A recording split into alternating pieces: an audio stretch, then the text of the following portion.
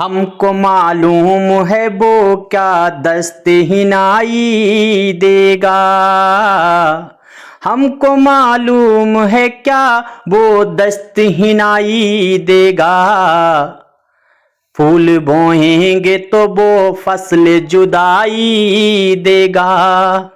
ناظرین، میں ہوں بسم اللہ آفتاب عالم اور آپ دیکھ رہے ہیں اردو ہندی نالج چینل۔ آئیے بات کرتے ہیں، آج جو ہے ایل ٹی گریڈ کا جو مینس کا ایگزام ہوگا، اس میں نے پچھلی ویڈیو میں یہ آپ کو سوال دیا تھا کہ مولانا الطاف حسین حالی کی نظم تھی مسدس مد و جزر اسلام، اس کا مرکزی خیال بازا کے اندر تھا، اور چونکہ آپ کو معلوم ہے کہ کم الفاظوں میں آپ کو پوری بات کہنی ہے، تو ہم آپ کے سامنے نوٹ لے کر کے آتے ہیں، اور آج کا جو سوال ہوگا یہاں آخر میں آپ دیکھیں گے تو آپ کی ویڈیو میں جو بات کریں گے اگلی، تو اس میں آپ کو علی سردار جعفری کی نظم گوئی جو ہے اس کی خصوصیات مختصر طور پر واضح کرنی ہے۔ تو یہ سوال جو ہے اگلی ویڈیو کے لیے ہے۔ آج جو ہم نے پچھلی ویڈیو میں سوال دیا تھا اس پر ہم لوگ بات کرتے ہیں۔ دیکھیے، اردو کے جی آئی سی کی ایک تیاری کر رہے ہیں U P T G T کے لیے، تو اپنی کتاب جو شاہین ہے اس کو منگا سکتے ہیں، اسکرین پہ دکھ رہی نمبر پہ کانٹیکٹ کر سکتے ہیں۔ اس میں پریکٹس ہے اور پریکٹس ہی سفلتا کا منتر ہے۔ اور جی کے جی ایس کی ہم نے کلاس شروع کر دی ہے، اس کو دیکھتے رہیے۔ ایل ٹی کی جو کلاس لے چکے ہیں اس کو دیکھتے رہیے۔ آئیے اپنے ٹاپک پر۔ حالی کی مسدس مذہبی اور اخلاقی نظم ہے۔ آپ یہاں پہ پوائنٹ کو نوٹ کرتے رہیے۔ ایک چیز یاد رکھیے، پہلی بات کہ حالی کی جو نظم ہے مسدس مد و جزر اسلام، یہ 3 حصوں پر ہے۔ پہلے حصے میں انہوں نے جو مسلم مذہب ہے، اسلام جو ہے، اس مذہب کی شروعات کے بارے میں بتایا گیا، پھر اس کا کس طریقے سے عروج ہوا، بلندی پر وہ کس طرح سے پہنچا، اس کی بات کی ہے، اور پھر برتمان جو حالت مسلموں اور اس مذہب کی ہوئی ہے، یا جو حکمران ختم ہو کر کے ان کی حالت خراب ہوئی ہے اور اب حکومت کے بعد سیدھے غلام ہو چکے ہیں، تو اس کا بیان کیا گیا ہے۔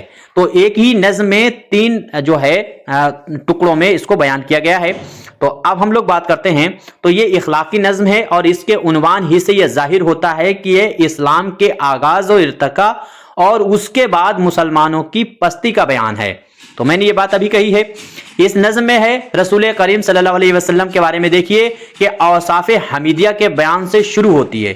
یہ نظم شروع جو ہوتی ہے وہ حضور صلی اللہ علیہ وسلم کی جو تقریریں ہوا کرتی تھیں، اور جو وہ مذاہب میں چیزیں ہونی چاہیے، انسان کو جینے کے لیے کیا چاہیے، اور دنیا کو بھی مطلب اپنی طرف کنٹرول کرنے اور اس پر حکومت کرنے کے لیے کن کن چیزوں کی ضرورت ہوتی ہے، اس پر حضور صلی اللہ علیہ وسلم کے بڑے سے خطبے تھے، اور وہ خطبے دیتے رہتے تھے۔ تو وہاں سے اس نظم کی شروعات ہوتی ہے۔ شاعر آغاز حال کی معزولی حالت کا، شاعر جو ہے شروع کرتا ہے، اور پھر اس کے بعد میں آغاز شروع کرتا ہے، اور پھر حال یعنی پریزنٹ ٹائم کی جو معزولی حالت ہے اس کا بیان کیا گیا ہے۔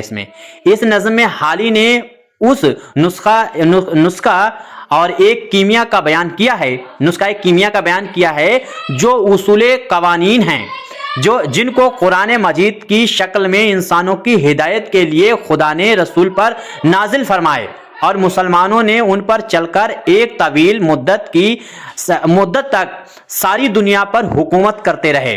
تو انہی قانون پہ چلے جس کی وجہ سے ایک مدت تک یہ حکومت کرتے رہے، اور پھر اس کے بعد میں رسول کے پیغام پر لبیک کہنے والوں نے اس پیغام کو دوسروں تک پہنچایا۔ آپ کو معلوم ہوگا کہ دوسروں تک پہنچایا، اور ایک جماعت تیار ہو گئی۔ ہندوستان پر 712 میں آپ کو معلوم ہوگا کہ 712 میں ہی پہلا عربین آکرمن ہوا، اور حضور صلی اللہ علیہ وسلم کا جو وصال ہوا اس کے 70 سے 80 سال میں ہی لگ بھگ پوری دنیا پر مسلمانوں نے حکومت کر لی۔ تو ان کے جانشین تھے، ان کے جو صحابی تھے، ان لوگوں نے محنت کی اور پوری طریقے سے دنیا پر حکومت کی۔ اسی میں سے ہندوستان بھی ہے۔ تو 4 ٹکڑوں میں بانٹی گئی حکومت کو، اور اس کے قوانین کو بانٹا گیا تھا۔ جو عرب کے اندر بیٹھے ہوئے خلیفہ تھے، تو چاروں سمت انہوں نے اپنے اپنے اترادھیکاری جن کو کہتے ہیں ان کو بھیجا۔ تو اپنے ہندوستان کی طرف محمد بن قاسم کو بھیجا گیا تھا۔ وہ ہسٹری ہے، الگ بات کریں گے، لیکن ابھی اس نظم کی خلاصے پہ ہم لوگ بات کرتے ہیں۔ تو آگے دیکھیے، پیغام تھا، اب یہ دیکھیے پیغام تھا کہ خدا کی ذات واحد ہے اور اس کی دعوت کرنا چاہیے۔ عرب کے بت پرستوں نے اس پیغام کی مخالفت کی، مگر بلا آخر فتح ہوئی۔ यानी जो अरब के थे, जो जमाना जाहिलियत में डूबे हुए थे, और उन लोगों ने इसकी मुखालिफत की थी, इस पैगाम की। आखिरकार उन पर फतेह हुई और अरब में पूरी तरह से मजहब हो गया और मुसलमानों को उरूज हासिल हुआ। उसके बाद हुजूर की वफात के बाद उनके जानशीन खलीफाए राशिदीन व सहाबा इकराम ने इस्लाम को पूरे आलम में फैला दिया, और इसके बाद आलम में फैला दिया। और इल्म फनून यहाँ पे अलग अलग होना चाहिए, इसको सही कर लीजिए, इसको इस तरह से लिखा नहीं तो होना चाहिए वर्ड ये कि उलूम फनून। अब ये देखिए सही है को राइज किया। अहले इस्लाम में अंदलीस हो गई और मुल्क हर जगह अपनी सकाफत के आसार छोड़े।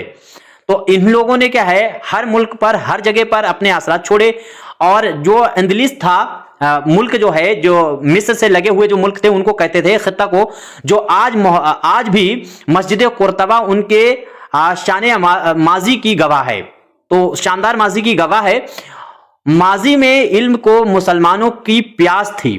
अब ये यहां से बहुत इंपॉर्टेंट है, इस नज़म में बताया गया कि जो गुजरा हुआ जमाना है उसमें मुसलमानों को किस चीज की प्यास थी? इल्म की प्यास थी। इल्म ही वो तरीका है जिसके जरिए आप दुनिया पर हुकूमत कर सकते हैं। हिस्ट्री पढ़ करके ही आप अगली हिस्ट्री बना सकते हैं। आप सोचे कि हिस्ट्री से आप बेगाना होकर के हिस्ट्री बना लेंगे, तो बिल्कुल भी ऐसा नहीं है।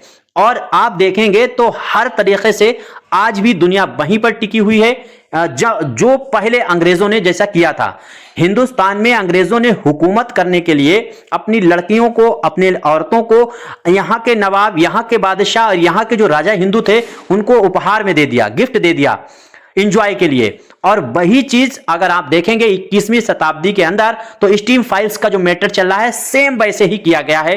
पूरी दुनिया के समीकरण इसी तरह से बदले गए और आज भी वैसे ही बदले जाते हैं। लेकिन अगर जिन्होंने हिस्ट्री पढ़ी होती, या जिन शासकों ने हिस्ट्री पढ़ी है, इस टाइम के प्रधानमंत्री जहां जहां भी हैं, राष्ट्रपति जहां जहां पर भी हैं, अगर उन्होंने ये हिस्ट्री पढ़ी होती तो वो उन लोगों का, या जो पढ़े लिखे हैं शासक, उनका स्ट्रीम फाइल्स में नाम बिल्कुल भी नहीं है। जो अभी फाइल का मसला चला उनका नाम नहीं है, क्योंकि वो पढ़े लिखे हैं, उन्हें पता था कि हिस्ट्री में भी ऐसा हुआ था और इस तरीके से हमारी हुकूमत गई। लेकिन ये जाहिल और अनपढ़ जब शासक बने, लोकतंत्र में सबसे बड़ी खतरनाक जो चीज होती है वो उसमें अनपढ़ शासक बन जाता है, क्योंकि वोट चाहिए और वोट हमेशा अपनी धर्म और जात के नाम पर ही मिलते हैं। बहरहाल तो इसी तरह से आप देखेंगे तो ये अपनी नज्म आज के दौर में भी, आज के परिदृश्य में भी बहुत इंपॉर्टेंट नज्म है। तो इसमें माजी में जो मुसलमान थे गुजरे हुए जमाने में, उनकी प्यास जो थी वो इल्म थी, और इल्म की वजह जिसकी थी किसी तरह कम ना होती थी। आगे देखिए, दौरे खिलाफत में सारी दुनिया के उलूम व फनून की किताबों के अरबी में तर्जुमे हुए। यानी अरबी में सबके तर्जुमे इसलिए हुए, चाहे वो टेक्निकल की किताबें हों, चाहे वो साइंटिफिक किताबें हों, या फिर चाहे भी क्या कहते हैं नवाचार की किताबें हों, उन सभी का अरबी में तर्जुमा हुआ और अरबियन ने पढ़ा। आज अय्याशी का मसला जो है वो अरबियन में भी बहुत तेजी से फैला हुआ है, इसलिए अरब देश भी तमाम इन चीजों में मुब्तला हैं। अब दूसरे देशों की छोड़ दीजिए। तो यहां पर क्या करा गया है इस नज़म में, आप देखेंगे आगे, तो अरबी में तर्जुमे हुए जब तक मुसलमानों में इत्तेफाक व इत्तेहाद रहा और वो दीन की राह पर चलते रहे, दुनिया के सामने सरगू होती रही, दुनिया उनके सामने जो है सरगू होती रही। जब उन्होंने दीन के रास्ते पर चलना छोड़ दिया, जब उन्होंने दीन के रास्ते पर चलना छोड़ दिया तो उन पर जवाल आने लगा। उनके फतेह किए हुए मुल्क उनके हाथ से क्यों निकल गए, उनके हाथ से जो है इसी वजह से निकलते चले गए, और तमाम कार फरमा जाता रहा।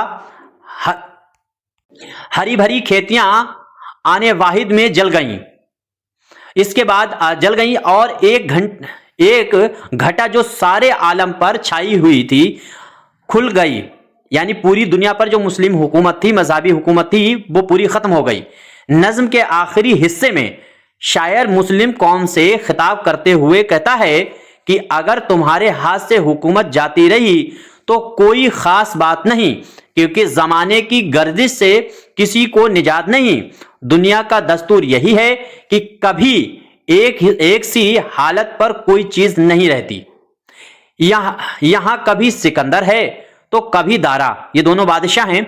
दारा और सिकंदर का नाम आपको मालूम है, कभी सिकंदर है कभी दारा, यानी हुकूमतें और लोग बदलते रहते हैं। बादशाही किसी एक قوم کا حصہ نہیں، جبکہ خدا نے چاہا تو تمہیں اس سے سرفراز کیا، خدا نے جب تک چاہا تمہیں اس سے سرفراز کیا تاکہ تم حکم شریعت کو دنیا میں عام کر دو۔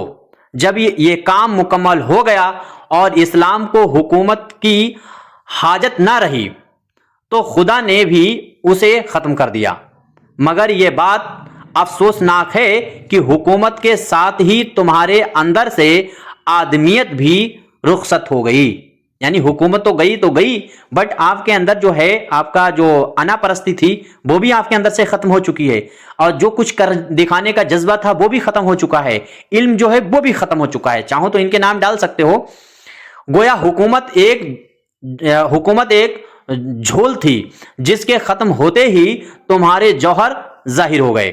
دنیا میں چکور اور شہباز، یہ دو نام آپ کو یاد رکھنے۔ چکور ایک پرندہ ہوتا ہے، چاند کو کیا معلوم اسے چاہتا ہے کوئی چکور، وہ بیچارہ دور سے دیکھے کرے نہ کوئی شور، ساحل لدھیانوی نے لکھا ہے۔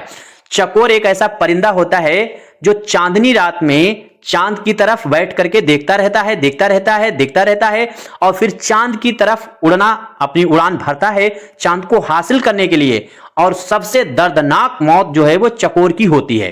پہلے وہ باغ میں اور راتوں میں چیختا رہتا ہے چاند کو حاصل کرنے کے لیے، پھر چاند کی طرف سیدھے اڑنے لگتا ہے، اور وہ سیدھے اتنا اڑتا ہے چاند کی طرف کہ وہ سوچتا ہے، اسے لگتا ہے کہ اب ہم چاند تک پہنچ جائیں گے، چاند کو چھو لیں گے۔ اس کو چاند سے بے پناہ عشق ہے، اور ہوتا یہ ہے کہ چاند جب بادل آتے ہیں تو چاند چھپ جاتا ہے، بادل چلے جاتے ہیں تو چاند پھر نکل آتا ہے۔ جیسے ہی چاند چھپ جاتا ہے اور یہ پرندہ رات میں اڑ رہا ہے چاند کی طرف چاند کو حاصل کرنے کے لیے، اور چاند جب چھپ جاتا ہے بدلی میں، یہ پرندہ تھوڑی دیر وہیں پر اڑتا رہتا ہے ہوا میں، واپس زمین کی طرف آنے لگتا ہے، یہ سوچتا ہے وہ غائب ہو گیا، اور جیسے ہی بادل ہٹتے ہیں 10-20 آدھا گھنٹے جتنی دیر میں، پھر یہ پھر سے چاند کی طرف وہیں سے واپس ہونے لگتا ہے، اور اس طرح سے یہ اڑتا مر جاتا ہے، اور اس کے منہ سے خون گرنا شروع ہوتا ہے، مر جاتا ہے۔ یہ ایسا جاتک کتھاؤں میں لکھا ہوا ہے، ایسا کہانی میں نے جو آپ کو بتائی ہے یہ ساہتیہ میں بتایا جاتا ہے۔ تو اسی چکور کی یہاں پر بات کی گئی ہے نظم میں۔ تو چکور اور شہباز تو شاہین کے بارے میں بات کہا گیا ہے، یعنی دوسری قومیں بلندی پر ہیں، مطلب چکور بھی بلندی پر ہیں اور شہباز بھی ہیں، بلندی پر ہیں، مگر مسلمانوں کی حالت ان پرندوں کی طرح ہے جن کے پر کاٹ دیے گئے ہوں۔ اس نظم کا مقصد مسلمانوں کو ان کی عظمت رفتہ کی یاد دلانا اور نئے حالات کے مقابلے کے لیے انہیں تیار کرنا ہے۔ اس طرح سے یہ نظم پوری یہاں تک پوری ہوتی ہے، دیکھ لیجئے گا، اور یہ سوال آپ اپنے پاس نوٹ کر لیجئے گا۔ بس یہیں تک بات کرتے ہیں، کوئی غلطی ہوئی ضرور بتائیے گا، اور اس کو نوٹ آپ اپنے پاس کرتے رہیے گا، باقی ہم آگے بات کریں گے۔ اگر نئے چینل پر ہیں تو سبسکرائب کر کے جڑ سکتے ہیں اگر تیاری آپ کو کرنا ہے، اور اپنی کتاب شاہین منگا سکتے ہیں جو آبجیکٹیو ایگزاموں کے لیے، چاہے GIC کا ہو یا UP TGT کا، دونوں کے لیے ہی وہ کتاب ہے، 2026 میں ہی اس کو اسی لیے لکھا گیا۔ اب آپ کا کوئی سوال ہو تو کمنٹ کر سکتے ہیں، کوئی سجھاؤ ہو تو دے سکتے ہیں۔ شکریہ۔